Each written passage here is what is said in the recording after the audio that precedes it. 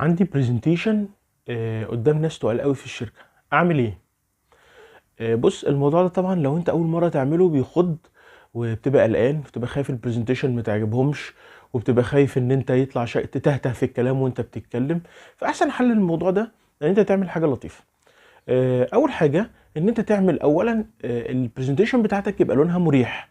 يعني تبقى الوانها مريحه، بلاش الالوان الغامقه والالوان اللي هي بتخلي العين تتشد بسرعه، لان انت عايز تشد الناس اللي انت بتقوله مش للبرزنتيشن. تاني حاجه لازم تعمل بروفا.